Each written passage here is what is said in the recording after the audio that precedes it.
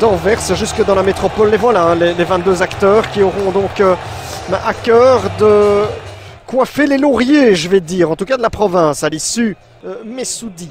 Ayouba Kossia, qui a été peu décisif en ce début de saison, n'est pas là aujourd'hui, il est sur le banc. En tout cas, si vous avez suivi la semaine passée le duel entre le Liers et Eupen, eh bien, vous constaterez qu'il n'y a Kossia, mais s'il n'est pas là, bah oui, c'est parce qu'il était peu décisif, mais il se remet aussi d'une longue blessure. Il n'a quasi rien joué la saison dernière et a été pas mal absent en pré-saison. Dans le secteur offensif, en tout cas, chez les attaquants, les flics, en raison, pour des raisons de sécurité, un club qui n'avait pas pu débaucher suffisamment de moyens pour aller sécuriser davantage de tribunes. Il y a une première occasion pour Van La Parra, un gros arrêt. Smet, eh bien, les joueurs du Beerscot entament leur rencontre de la meilleure façon possible. Résultat. Et à Gand, le Beerscot n'a eu ni la manière ni le résultat. Et ici, est-ce qu'ils auront le résultat et la manière? Et un contact dans le rectangle et une occasion dans le petit filet. Qu'est-ce qui s'est passé? Ici, on revoit le déboulé de Van La Parra qui n'avait qu'une seule idée en tête. Beerscot. Les intentions sont là en tout cas. Et oh, le ballon qui est repris par Glenn Klaas, pour qui c'est un match particulier aussi.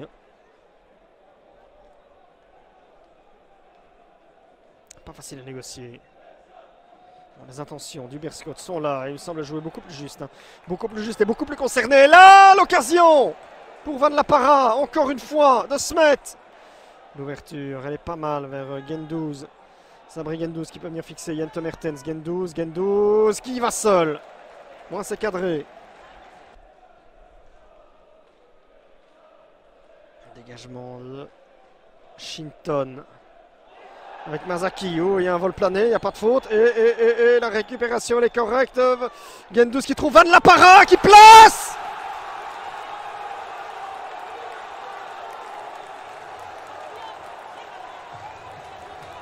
Le Beerscot aux commandes de la partie. Voilà ce qui place. Rajiv Van La Parra avec cette frappe imparable. C'est sur une récupération haute. Un gros duel pour Yordanov. Il n'y avait aucune faute sur Gendouzi.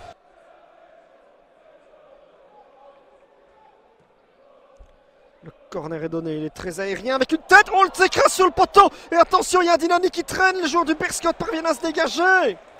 Quelle occasion de Mazaki qui s'est écrasé sur le montant. Où était... Et on en reste là, à l'issue de cette première mi-temps. Le Beerscot mène 1-0. C'est un avantage, oui, qui est mérité dans l'ensemble. Les Anversois ont créé plus d'occasions que les joueurs du Liers. Ils ont été récompensés de leurs efforts. Mais les Lierois sont là.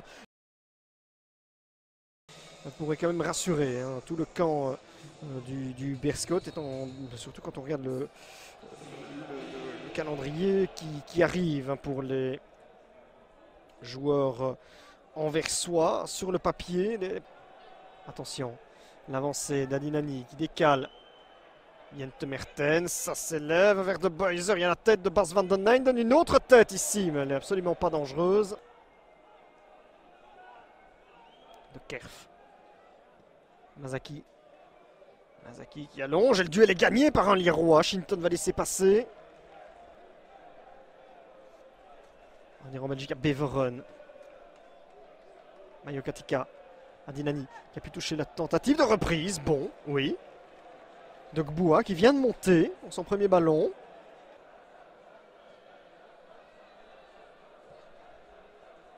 Le corner, il est très aérien. Et le ballon, est-ce qu'il est rentré? Non.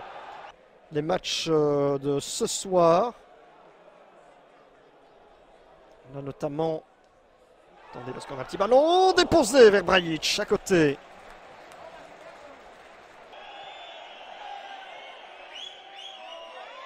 La déviation, attention, Shinton, oui, bien cherché. Point serré là pour Messoudi, il sait que c'est fait. Et c'est fait. C'est fait, le Beerscot a gagné, 1-0. Bon, ce ne fut pas une partition grandiose, vous voyez qu'on n'exulte pas du côté du Beerscot. Au Liers, on est très déçus de repartir bredouille de ce derby, qui n'a pas été un derby super emballant sur le plan qualitatif. Engagé, oui, comme le sont souvent les derbys